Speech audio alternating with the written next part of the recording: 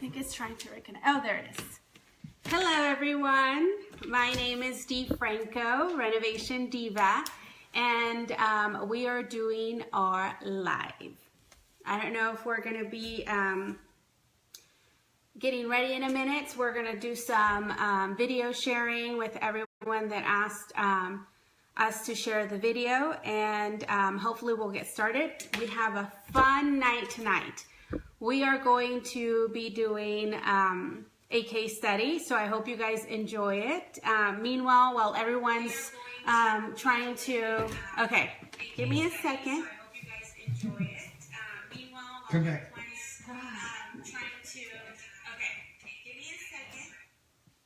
What are you doing?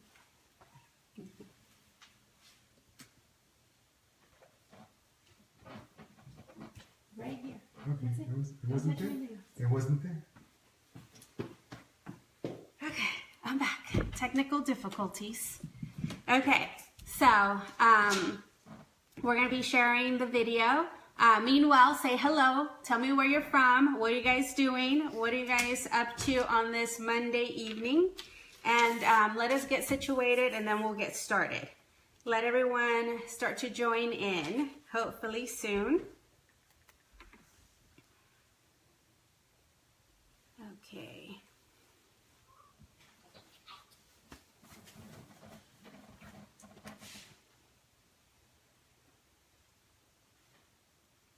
Okay, we got our first comment. Ooh, ooh, ooh, ooh. Well, I guess I can't look at the comments without.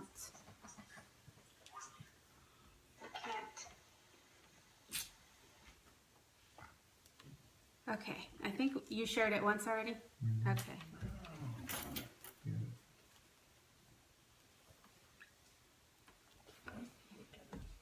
Okay, so we'll get started.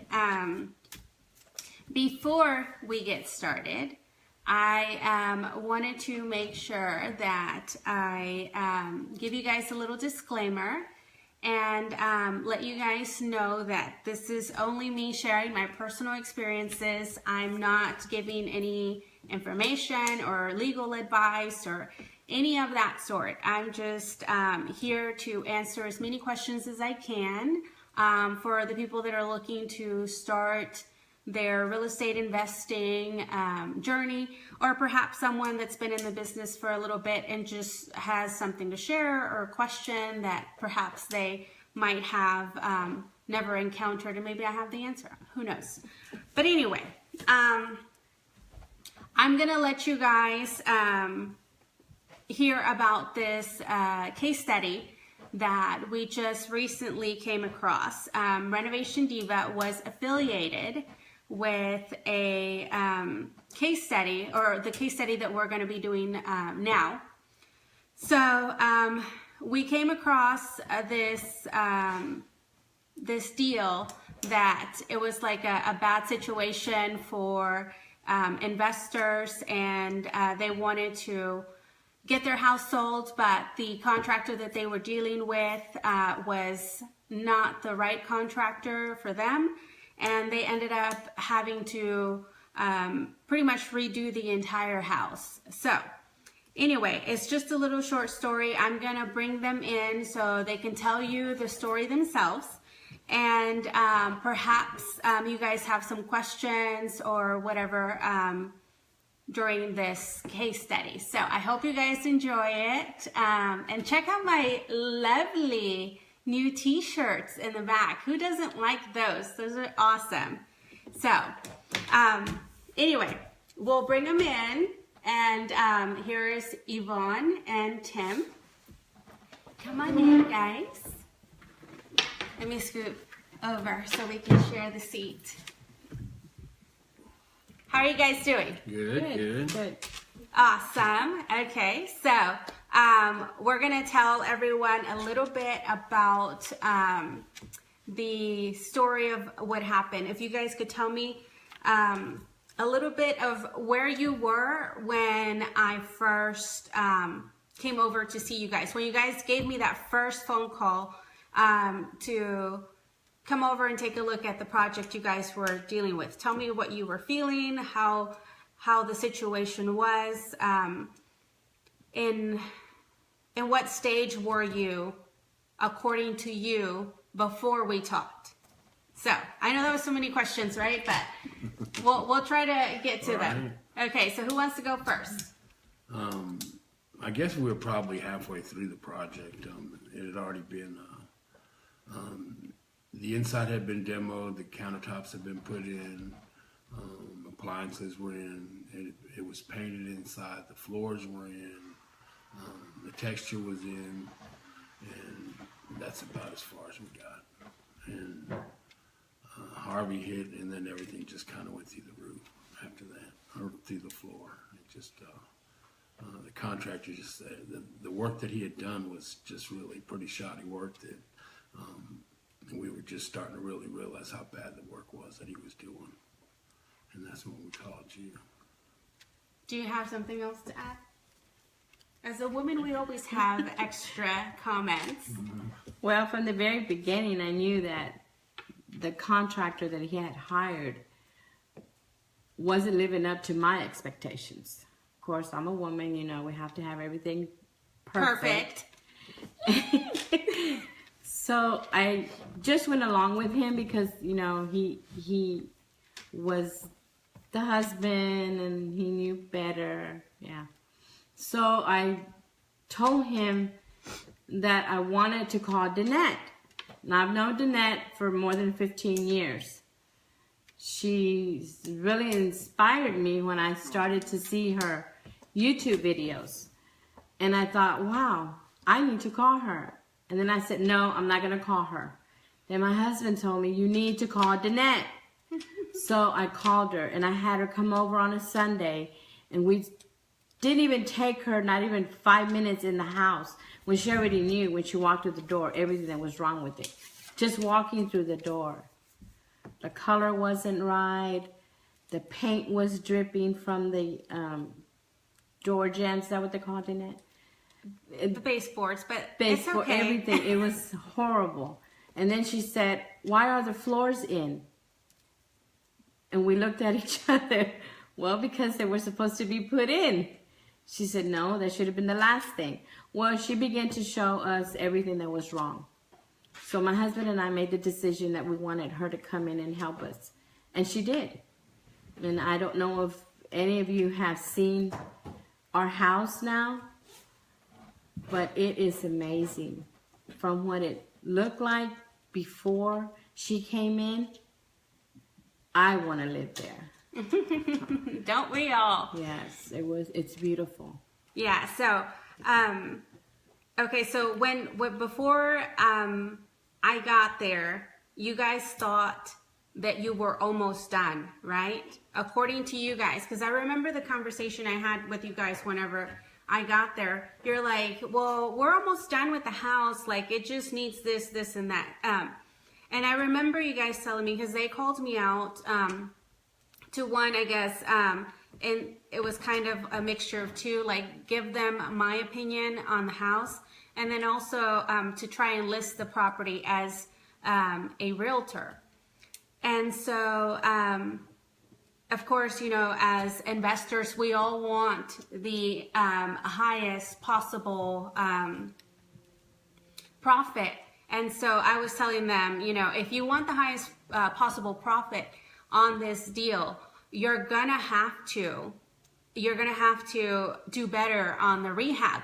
You know, you're gonna have to do these little updates. Like, you cannot ask for top dollar in your neighborhood if you have paint dripping down the side of the wall. You cannot ask for a top dollar if your floor is uneven, or if your floor is full of paint, or if your cabinets are missing half of a foot or whatever of, you know, it looks incomplete. And so, you know, I was telling them all of that to where they started to realize that, yes, perhaps they need to do a little bit more work. So I'm just going to jump in a little bit and tell you guys, if you guys are in the Houston area and you guys are looking to invest, or you guys are seasoned investors, please come and see the house. We're having an investor open house tomorrow only for investors, so you guys can come and check it out and see their project. This is like their very, very first deal. And I'm super, super happy that they called me, you know, because it takes a lot of guts to say, I don't know what to do. I don't know where to go from here. Instead of saying, no, I got it. I can do this. And you're just digging a deeper hole for yourself. So, for me, I think, you know, kudos to them because they really stepped up and saying, you know what, I messed up. Let me figure out how to fix this. And, well, I'm going to cut a little bit to the end part. After we did pretty much everything here, we listed the house, and the house got an offer on Christmas Eve for full asking price. Merry Christmas. Merry Christmas to you guys. So, anyway, for you guys, so now that I'm there, you know, and I'm telling you guys what was going on with the contractor. I remember telling you guys, this is what's going to happen. This is how that's going to follow. And these are your options. When I was telling you guys exactly the timeline of how things were going to happen, it was happening just like that, right? With the contractor. Can you tell me a little bit about what happened with the contractor and how did it end up not being a good deal with your contractor? Yeah, he started his finishing the work that he was already doing started to get slower and slower, and then it started getting to where he kept saying he was going to do this and do that, and he wasn't doing that, and that's when I stepped in and just fired him and terminated him from there. Yeah. Because I mean, you said this is going to start happening. That's exactly what started happening. And the reason why this contractor, or they started to experience that, what he's saying is like, all of a sudden this contractor was less and less involved, and they were not getting, you know, things done like they were in the beginning. Why was that? If you guys don't mind me sharing the situation.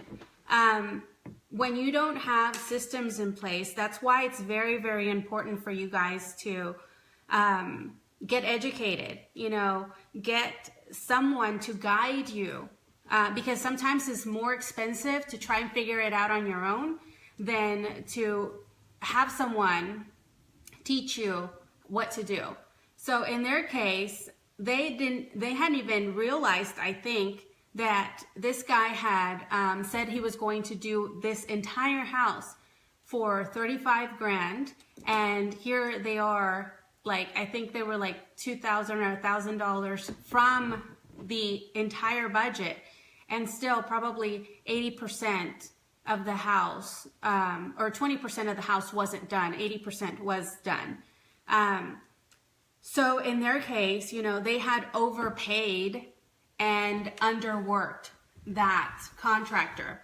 So when you are doing something like that, you run into situations like this, you know, that if you're overpaying on your contractor, it happens to all of us. If you pay them ahead of time, they're going to go find another job where they can do the same thing and not come to yours, because there's really no more money left for them to get with you.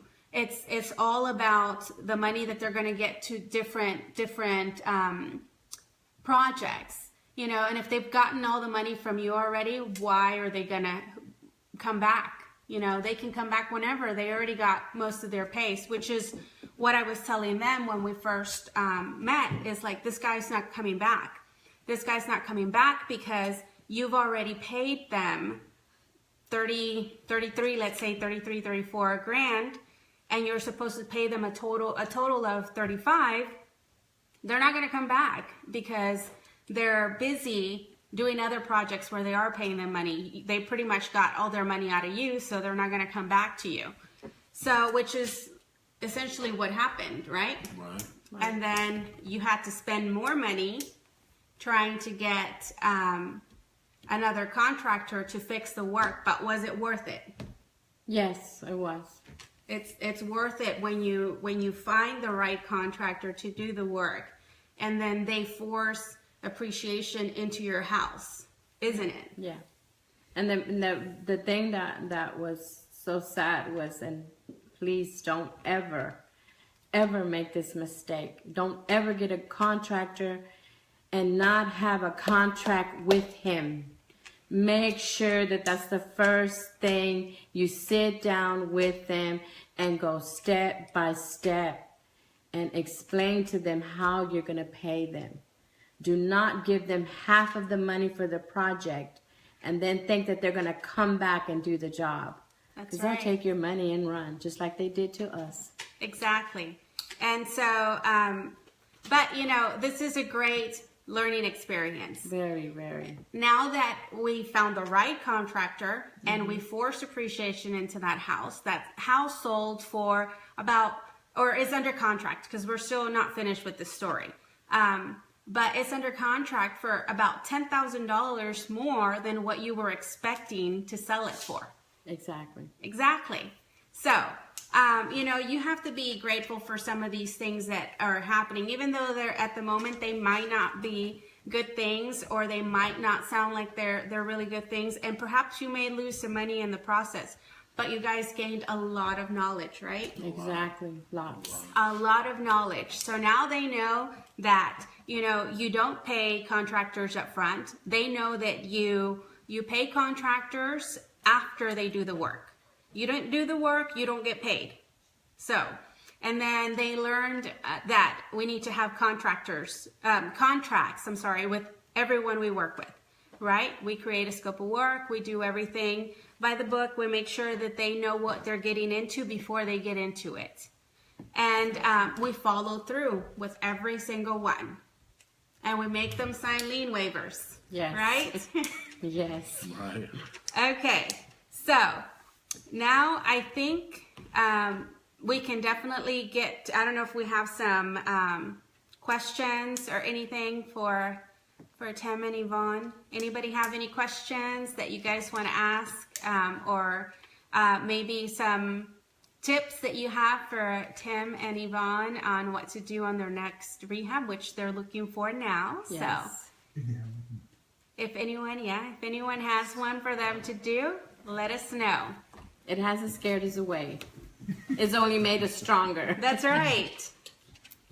So, I think I see something there, but I don't know if that's a question or not.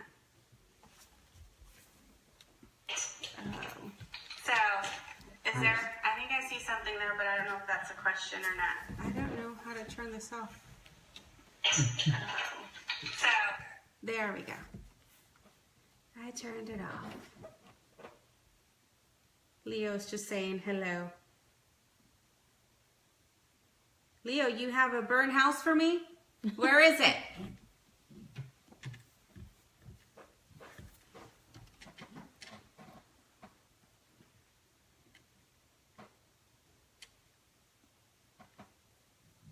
Who were the contractors so I don't deal with them? I don't know if you guys mind sharing. He's from Dallas. He doesn't live here. His name is Mick, by the way. I don't know his last name. He dealt with him. I didn't. I didn't like him from the beginning. So, woman's intuition. Right? We do have that. So we definitely need to take that into account. Although, you want to make sure that whenever you're doing a real estate transaction that you follow the guidelines, you follow your systems, you make sure that you are consistent with everything you do. I feel like for us women, we have that sixth sense, if you want to call it. Follow your gut. If it doesn't feel right to you, chances are it's not. But following your systems and putting those systems in place really is going to be the key in avoiding something like this, because perhaps Tim and Yvonne could have avoided the situation had they had a contract with Mick, you said? Mm-hmm. Mick. They could have avoided that. but they didn't. So they couldn't say, well, Mick, you didn't do this or you didn't do that. It was just a verbal contract. And, you know, it's just, if they ever go to court, it would be he said, she said.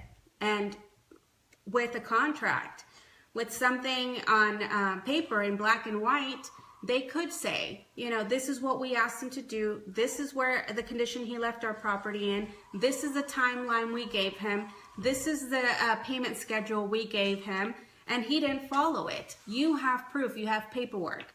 But in any other chance, you know, it's not ideal. So now they have to spend another, I don't know, what was it, like maybe 10,000? Yeah, About 10,000 more to do this rehab and finish it completely to where it was presentable for us to put it on the market at top dollar, which it worked out for us perfectly.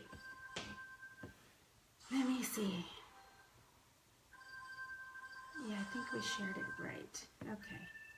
Let me see if we have any more comments.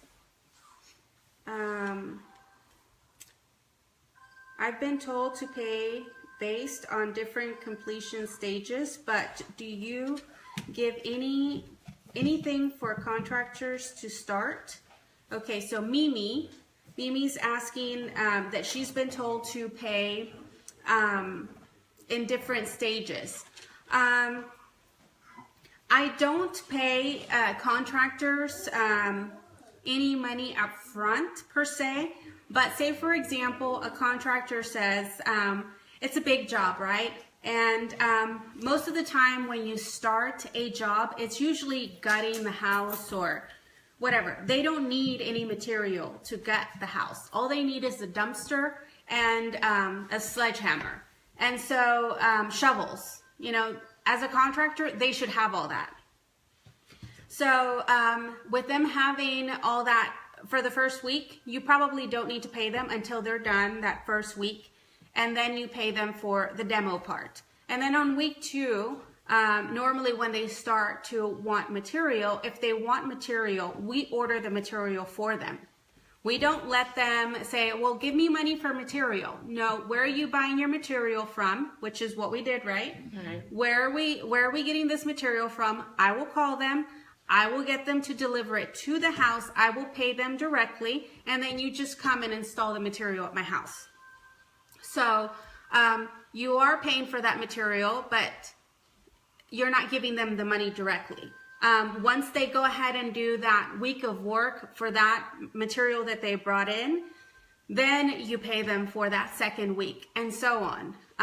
In my opinion, that's the best way that I've found to do work with contractors, because you're getting them the material, but you're not giving them the money. The material's being delivered directly to the property. So if by any chance you don't have a good working relationship with that contractor, you could just switch contractors. The material is already there. It's not at the contractor's warehouse. It's not in their truck. It's not at their garage at their house.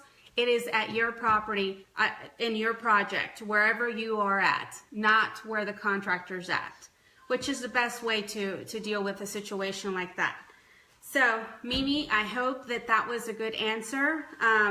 If you have any additional or follow-up questions to that one, please feel free to comment them below. So, let's see. Leo, D, we need to just get partnered with you to start, and can you just teach them at least for 3 to 4 deals? They will be fine. Of course, they're going to be hanging around. They're going to be hanging around me for a long time, Leo. Like Yvonne said, she's known me for a long time, so. Unfortunately, I can't get rid of her. And she's not going to. So, I don't know what to Why, say about Leo? that. Do you have a house for us? Leo, come on, deliver. Okay, so Mimi says thank you. Yes, that helps. Armando Montelongo says to let the contractor buy the materials. Otherwise, you could be held liable for future warranties. What do you say about that? Russell. Good for Armando. That's what I say. But the contractors I work with have to follow my rules or they don't work with me. So my contractors work like that. We get the material delivered to my house, material that they can call the guy wherever they get their material from. They call, they make the order, I pay for it, but the material gets delivered to my house. Once we do our contract, before they even start work, on my contract it says that they're going to make sure that all that work is done to city code and that they're going to make any repairs and fix anything that is not to city code. So they're supposed to do that. And usually all of my guys are pretty good about returning to the house. If there is an issue after we've sold the house, I just call them up and I say, hey, look, the new buyer said that this is happening in the house. Can you go fix it? And they go, because they want to do business with me in the future. They know that if they don't follow my rules, they don't get more business from me. So why wouldn't they want to follow my rules? You know, do they want to nickel and dime me by saying, no, I'm not going to go fix this, or no, I'm not going to provide a warranty for the new homeowner for a year because I don't feel like it? Well, if they don't do it, they don't get to work with me again. And who doesn't like to work with me again? So, Russell, I hope that answers your question. Everyone has a different business model. And if Armando Montelongo says that that's the way he does his business, good for him. It works for him. And we're not all the same. We all have our different views and our different business models and our different goals.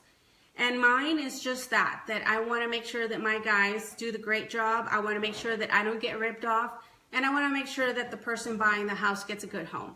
So that's the situation I try to create when I rehab my houses. And so that's the way we run our business. And that's the way I'm going to teach Tim and Yvonne to run their business. And hopefully they follow or, you know, tweak my idea of a business model to their own, to adjust their own goals and everything for their particular business. So Any future ones? hopefully that answers your question. If you have follow-up questions, you can put them down on the comments.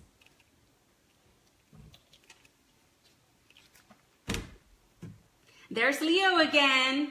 Leo, you're just on fire tonight, aren't you? He says he has a deal in Angleton if we're interested.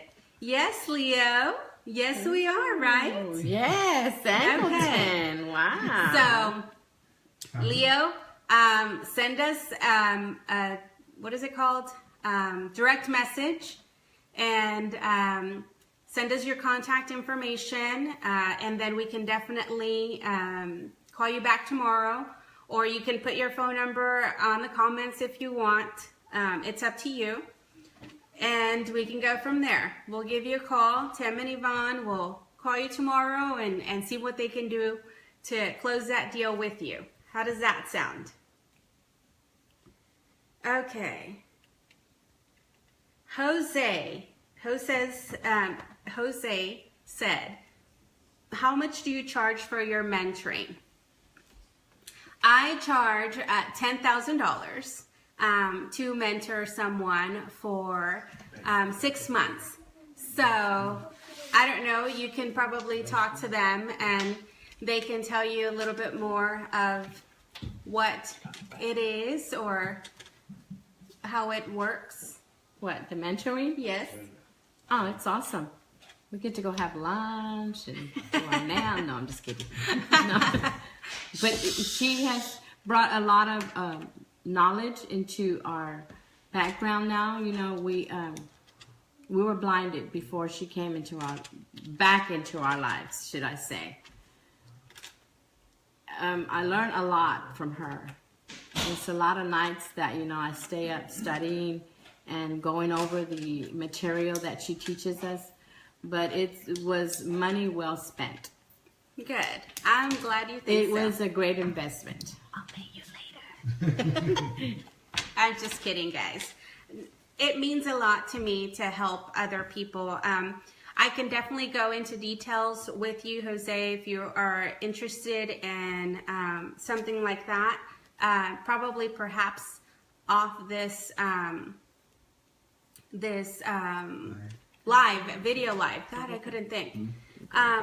But definitely let us know if you're interested in something like that. I just want to help people as I'm doing with this live right now.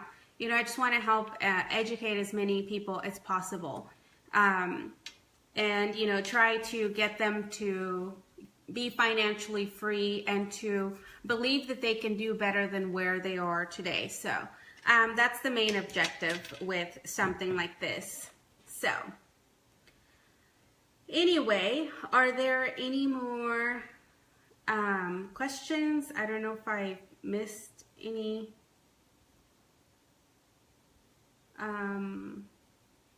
questions or comments.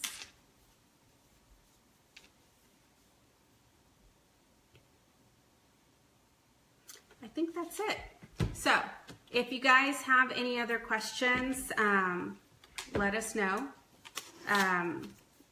Or, you know, type them down below and we can definitely answer them quickly. If there are no other questions, I can definitely, you know, log off. Before I do though, I do want to say that we are going to have an open house for their latest and first rehab.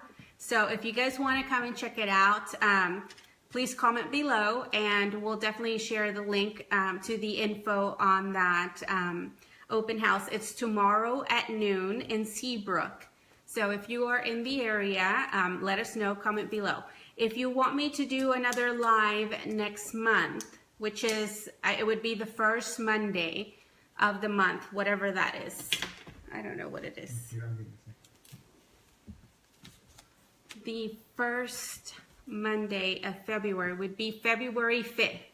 If you guys want me to do a live February 5th, hopefully by then the house will be sold. So we could do part 2 of this case study and they can tell you a little bit more of where they are and how did it all turn out, because it's not a done deal until you get the check and you deposit it into your bank.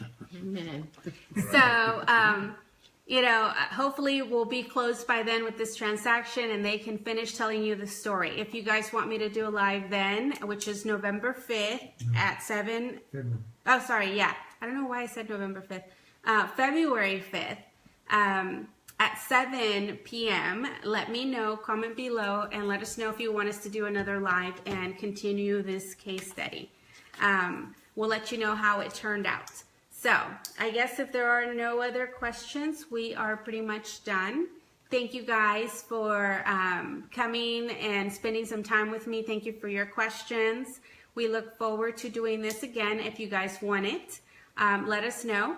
And thank you, Tim and Yvonne, for sharing your story and for coming here and, you know, getting out of your comfort zone and doing this live with me. Thank you for helping us. Thank you for being there for us. Aw, no worries. Well, I guess we're gonna go ahead and disconnect. Thank you guys and have a great night. Thank you for staying with us. It's Renovation Diva time, guys. Bye.